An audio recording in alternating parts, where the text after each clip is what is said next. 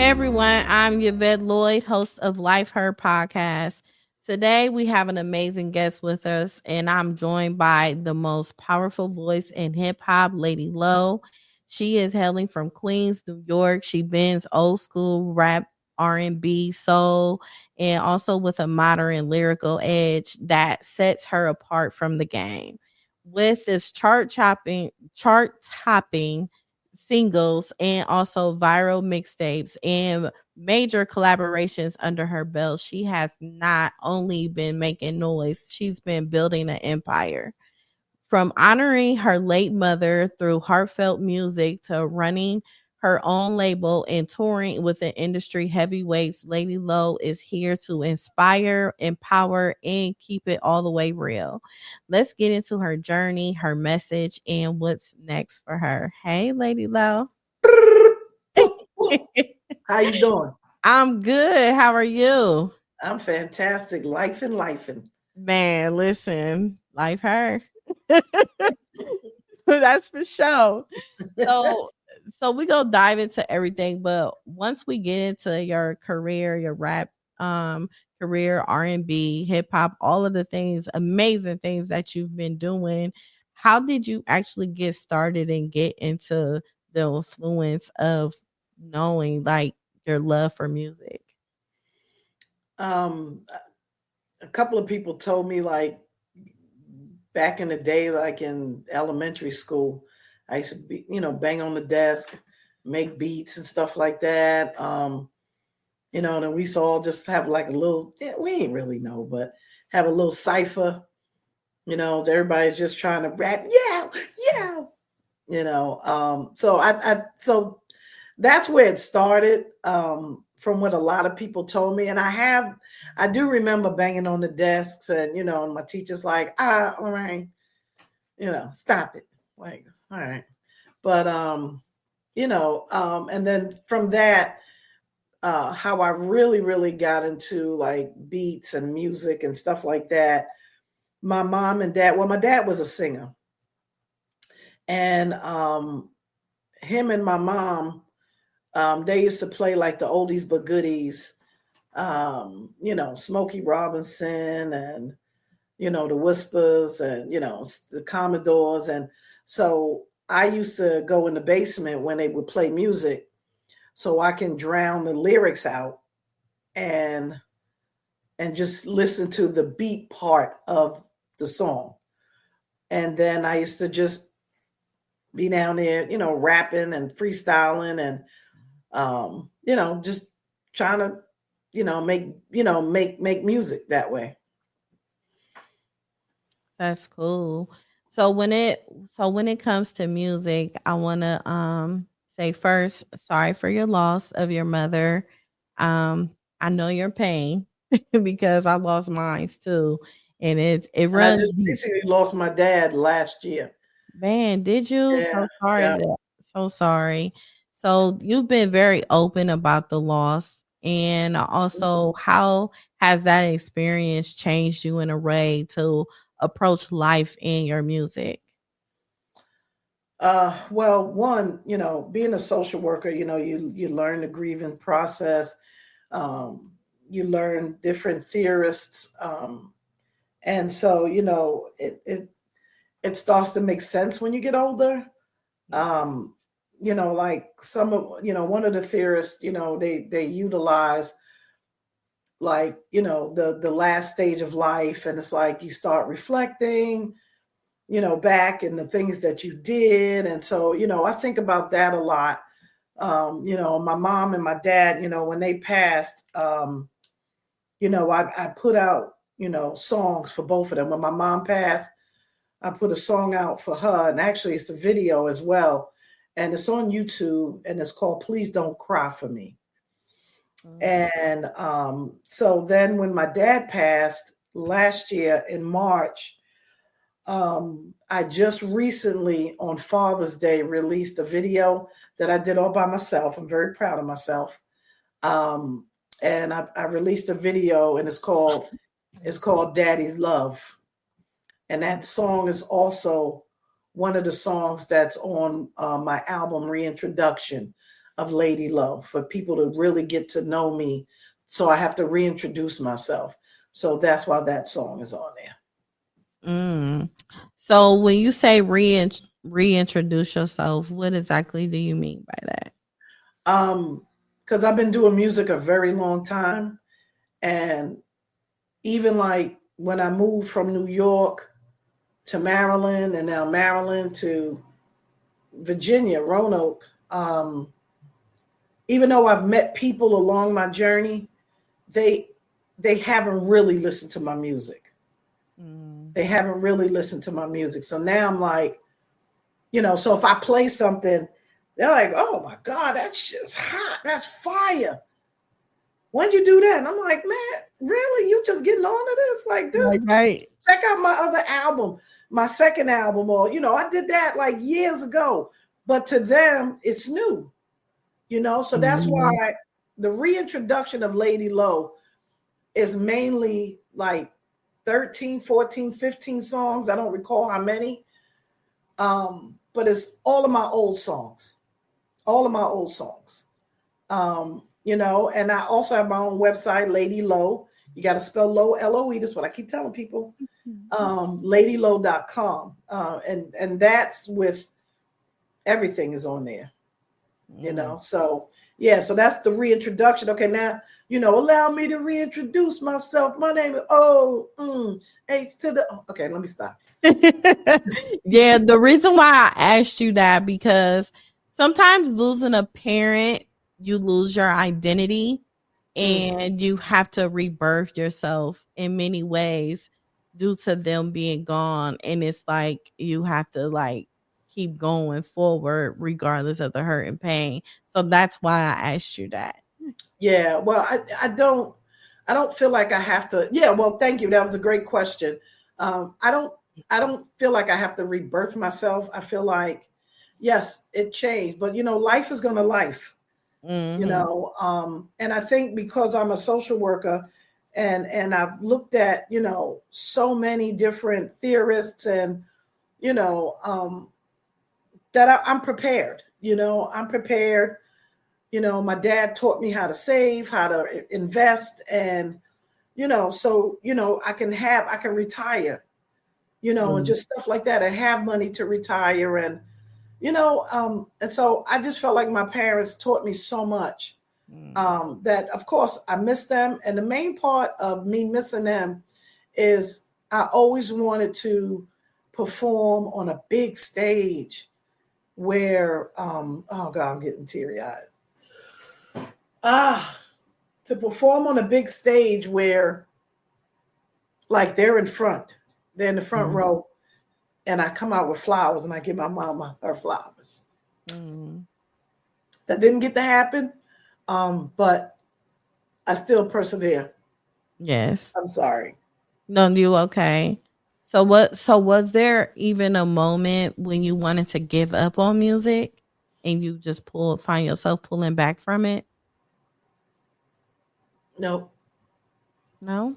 Because my music moves people. Wow. And that's why I did the reintroduction of Lady Low. I just wish people would, just listen to it. Take the time to listen to it. Because when you listen to my music, you really get to know me. Yes. And I'm not saying listen to my music so I can get streams and all that. That's not important to me. And the age that I am right now, I'm very wise. And, I make good money. I take it serious, so I take my music serious.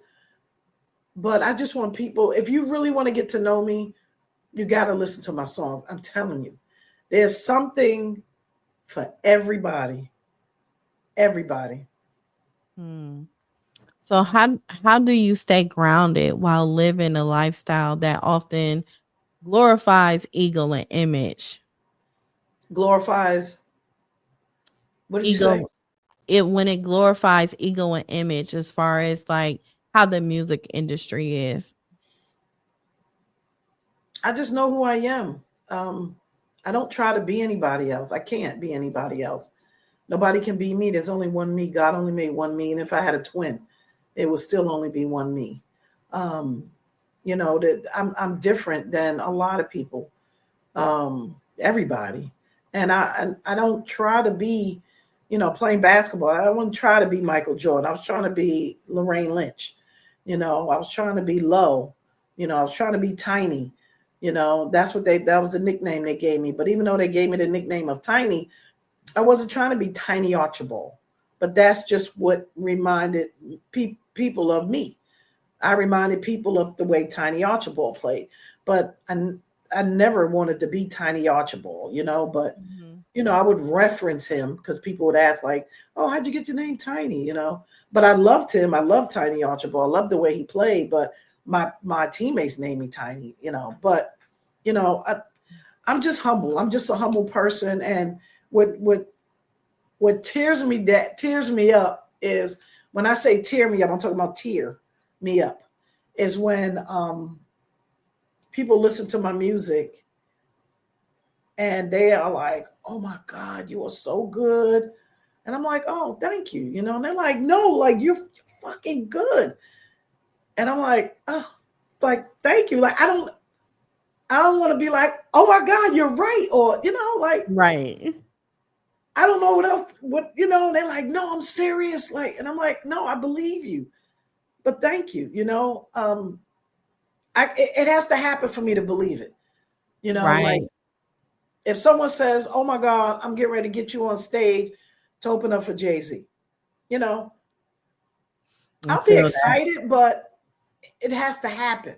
The process has to go. I'm not going to be like, oh my God, I'm opening up for Jay. No, I'm just not built like that. I'm just not built like that. But as it gets closer and closer, and it's like, oh shit, this is real. Oh shit. Oh yeah. Oh, I'm getting ready to open up. Oh, they got my name on the bill. Like, then it'll start being real to me. Then I'll start being more excited. But until that point, I'll just be me. I respect that. So you describe your music as rooted in old school R&B and true hip hop. How did you grow up with parents and music shape your unique sound and storytelling approach?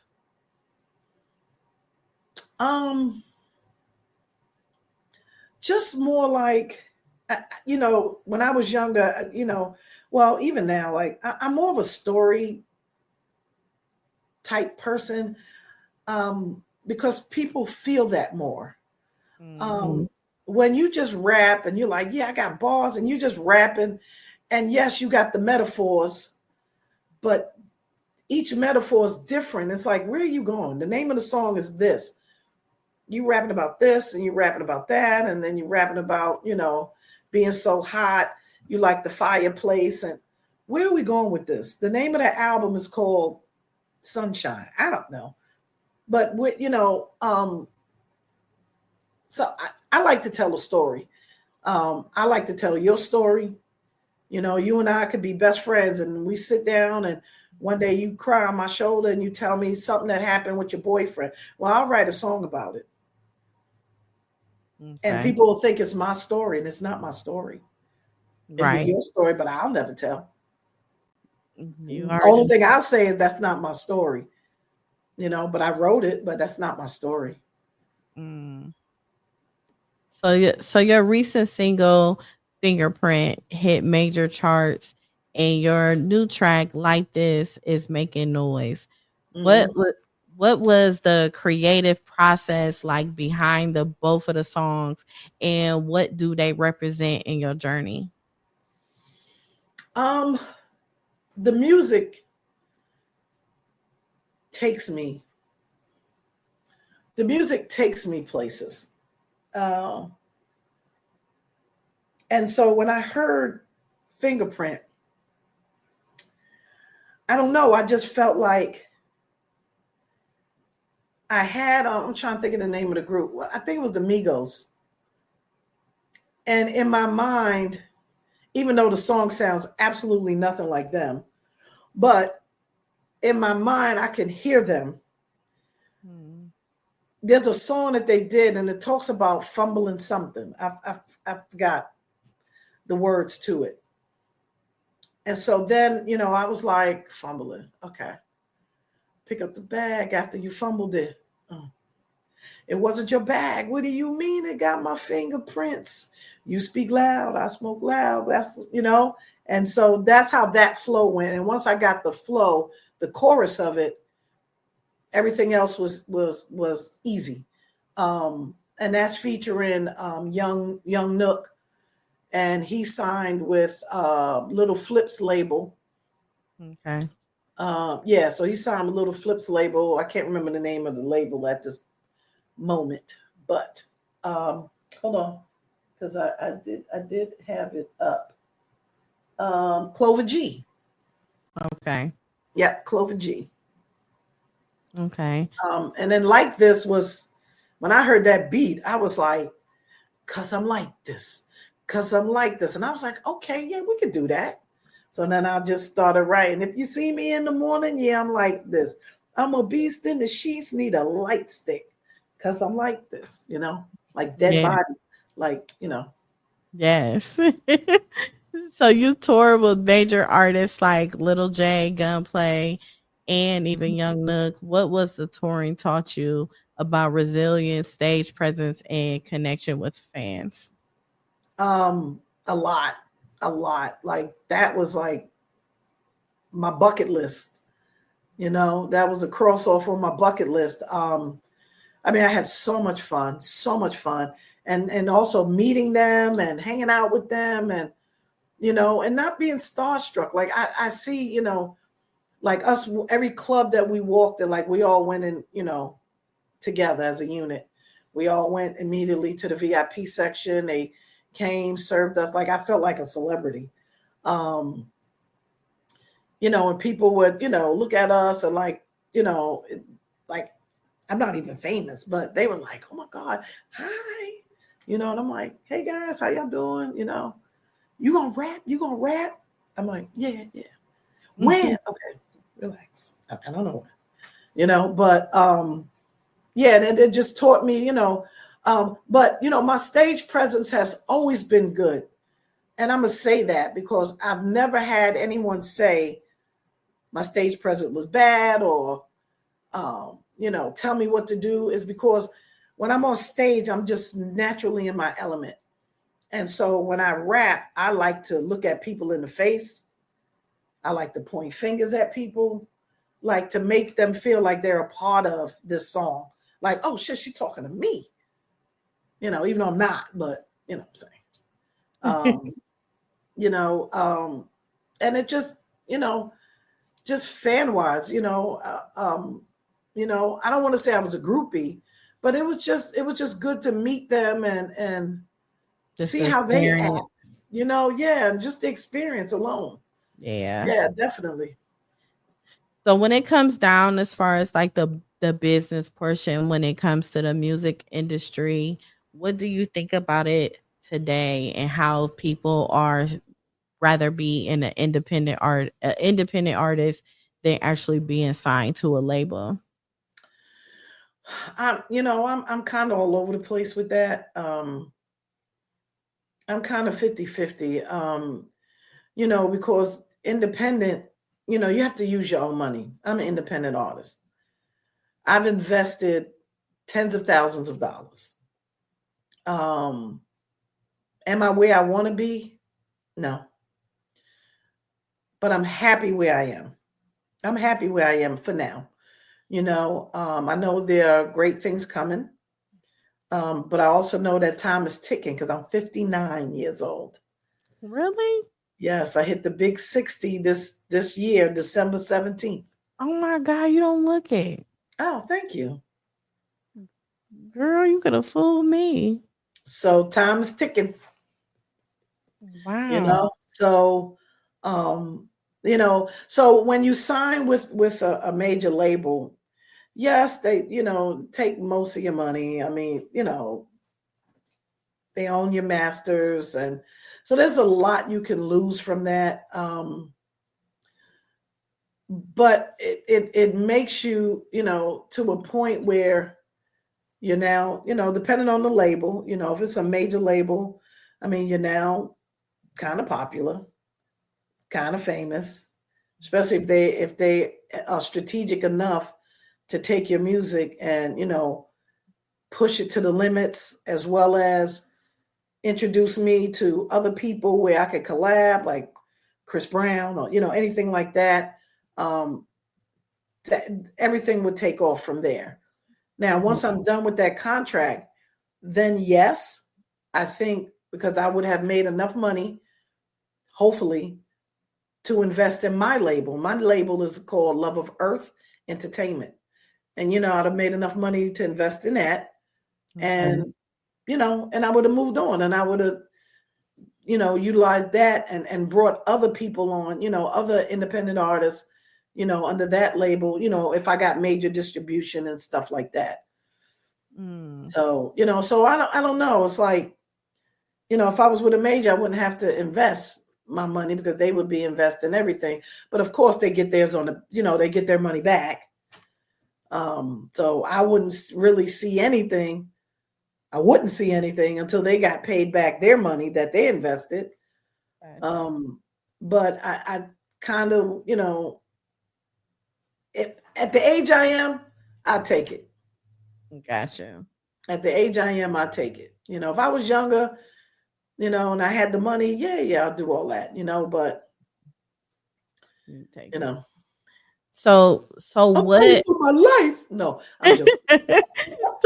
so what advice would you give to someone in hip hop looking to maintain ownership and avoid being overlooked or undercut in this industry? Oh, that's a tough one. You got to do your research. You can't just be giving your money out to people who say they're going to do something. And, I lost $4,500 behind that, despite my wife, like, don't give him, it's like, oh yeah, but come on, this is my big chance. Me feeling like I'm thirsty, like, don't be thirsty. Mm-hmm. Don't ever be thirsty. Just be creative.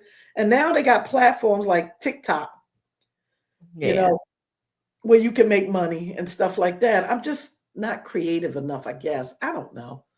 Okay. I don't know, but that's tough though. Yeah, I bet it is. I mean, do your research and don't, before you sign anything, have someone, an attorney or someone in the music industry or the business, definitely an attorney, look over everything. And that's what I would do. If a major label wanted to sign me, I definitely would find an attorney, have him interpret everything to me.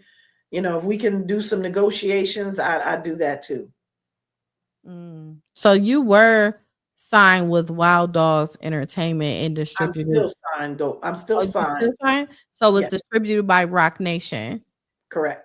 So how did that partnership come about, and how has it impacted your reach as an independent artist? Well, prior to meeting, his name is DJ Spins. That's his label. He's the CEO of the label. And so I had dealings with Spins years ago when I went to Atlanta for a showcase, and it was called like the Music Shark Tank or something like that. And at that time, I was dealing with a guy named Rob Terrell. And so I signed on to Rob Terrell for a developmental deal. And then I went to Atlanta and performed and just murdered it.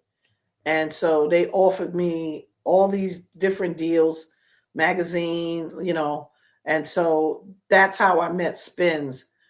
And so when my time was coming to an end with Rob Terrell, I still, started reaching out to Spins.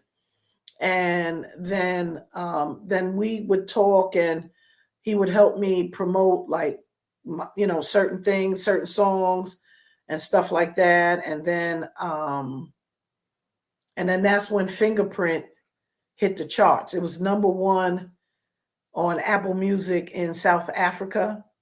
And I think the highest it reached was number 4 in the United States on Amazon, on the Amazon charts.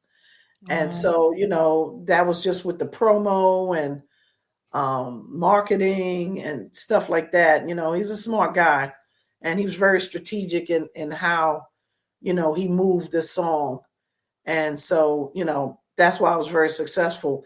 And then he, asked me, did I want to sign with his label? And I said, of course. So I'm the first female that signed to Rock. I was gonna say Rock Nation. Ooh, right? I wish I was, girl. But signed to Wild Dogs Entertainment. okay. Wow, that's amazing though. Yeah. So one of the things that's like really, really inspiring to me is you dropped your age and I still can't get over the fact that you don't look it. But at the same time, it's very inspiring because the fact that you are still pursuing your dreams, I find it very inspiring because a lot of people will sit back and just sit on that dream, but yet you still have the faith and you still are keeping going with it. And could you like share a personal deep experience as far as your way of how you're moving and how you're thinking when it comes to you actually still pursuing it even with you being 59? Well, number one, I mean, I see people's reactions when I perform, when I um just doing, have people come in my studio and let them, listen to stuff. I see their reaction, and it's just like, and I tell them, what do you think about the song? Like, be honest, because that's the only way, to make a hit. You telling me I sound good or the music's good, the whole song is great. That and you're lying, like that's not. I don't need that. I need honesty. If my lyrics are whack, just be like, yo, that's just whack. Then I'm gonna be like, okay, what part? If they say all of it, I'm like, okay, bet. I'm gonna delete all of it and I'm gonna start writing again, fresh. Um, I think that's just how I'm built. I'm humble. And just I'm always gonna make music until God calls me home. Gotcha. Always, always, always until He calls me home, and then I'm be up in heaven playing a harp or something. Who knows? But I am. I'm always committed. I'm always down for the long haul. I'm always down for the loyalty. Very trustworthy, And sometimes I see these rappers and I'm like, they get caught with a gun, they get caught with drugs. And I'm like, let that be me, please. Like, yeah, living a whole blessing and mess it up. right, please, let me slide in a little bit, but I just keep hope alive, and I'm gonna continue to make music for the people, that's what I'm about, making music for the people. Yeah. So one of your motto is always be you and believe in yourself. What are some of the hardest moments where you had to live by that belief even when things felt uncertain? Being gay, um, my age, and so being gay, like some people don't, oh, you're going to hell, you're going to, don't judge me, let Him judge, but I know I'm going to heaven, regardless of what everybody thinks. But my age also, it's like, oh, you're not going to make it, it's your age, and you know, um, so those are some of the challenges, where when you be me, you know, when I always say be me, I'm always going to be me. I used to hide my age, when I was younger. I used to say, oh, because I was born in 65. So I would say I would always go like 10 years younger.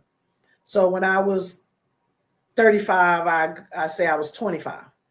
So instead of being born in 65, I say I was born in 75. So I always did that because, when and it was just all a lie. And I was always trying to, so when I caught myself like preparing myself for a lie, Mm. It's like, fuck these people. I'm sorry. I don't know if I can curse or not. I'm sorry. Okay. But, I'm going to do me. Like, I'm going to be me. I'm going to do me. If you don't like my age, or if my age is like, my age shouldn't have nothing to do with my music. Either you like my music, you love my music, or you don't. Simple as that. Mm. Love me or leave me alone. That's true. That's true. Period. And I'm glad that you have a strong way of thinking, because a lot of people was missing that in their lives, because it's a lot of times people just be on the outside world and they try to kill your dreams or your ambition and things that you want, and a lot of times it's them projecting things on you when that has nothing to do with you, just because you stop Exactly. believing in yourself, because you stop having dreams and doing all of that, that doesn't mean I have to. And I don't like to be around people like that. I Yeah, don't. you shouldn't. I don't Yeah. mind being around people that give me constructive criticism. Like, Yeah. oh no, that sounds terrible. I Yeah. think you should write something different.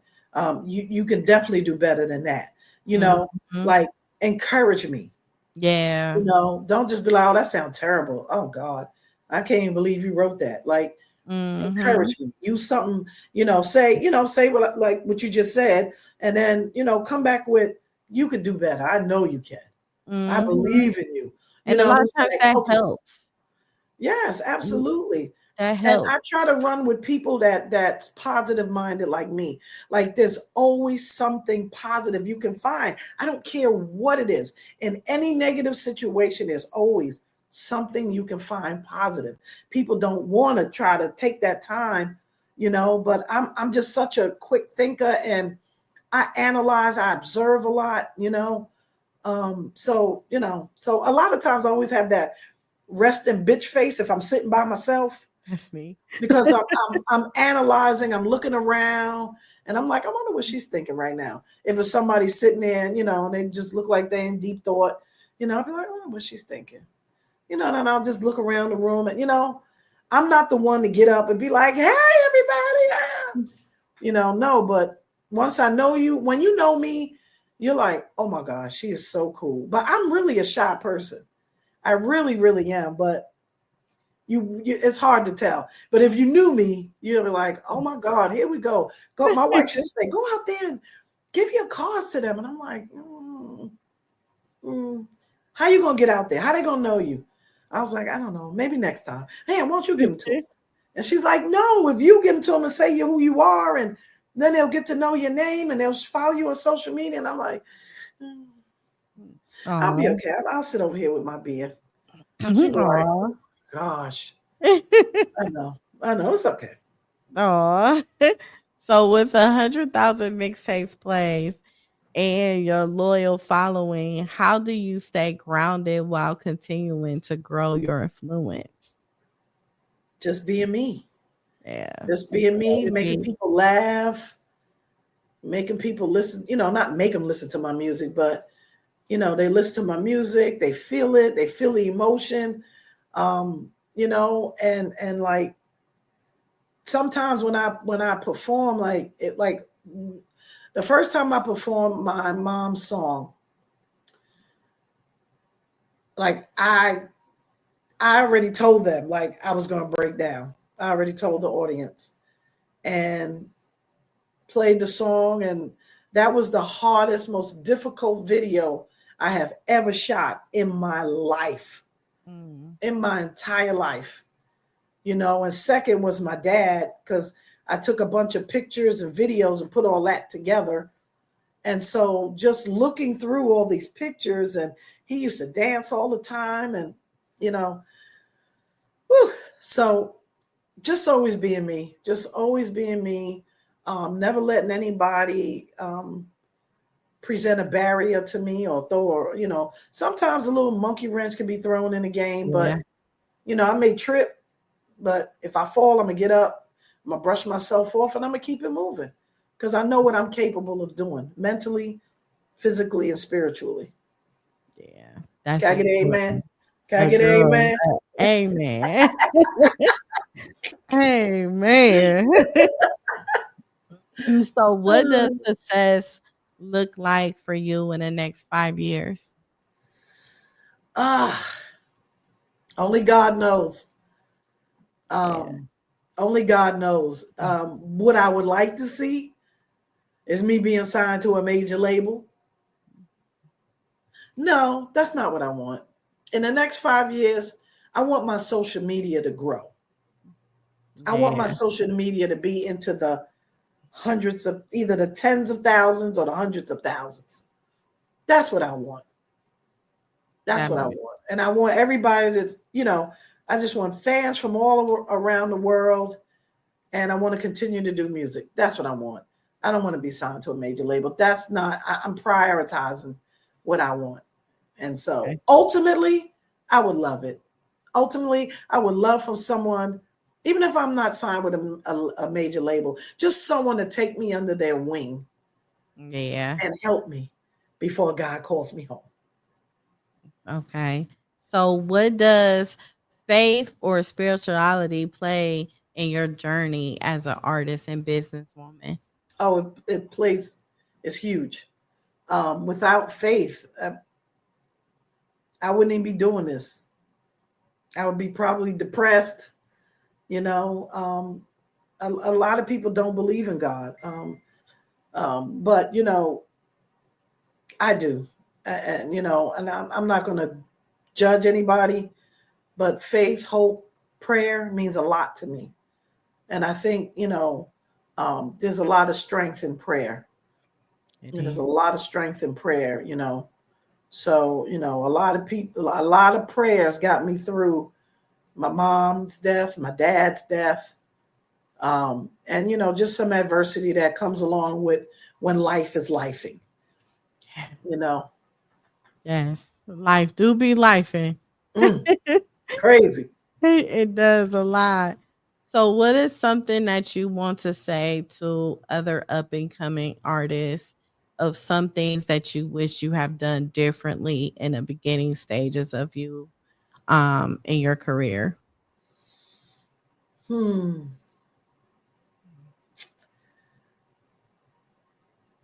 Go with what you feel is right. So even though I did music, like I was born in Brooklyn and I was raised in Queens. So I was around, well, of course I was older than like LL Cool J, and so during that time, like I had people on my block that was into music and stuff like that, but I had left because I went on a basketball scholarship to University District of Columbia. So when I left for those 4 years, I ended up staying there and just living my life there, and then continue my music there.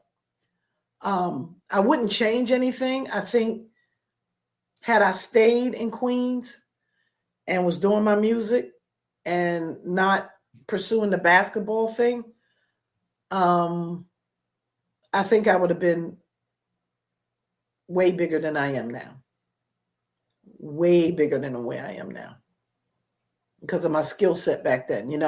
But, I got a scholarship.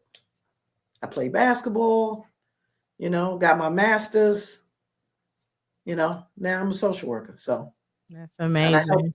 I help kids, I work with kids, and, I love my kids. So, I play music for them. They be like singing and stuff. I'd be like, okay.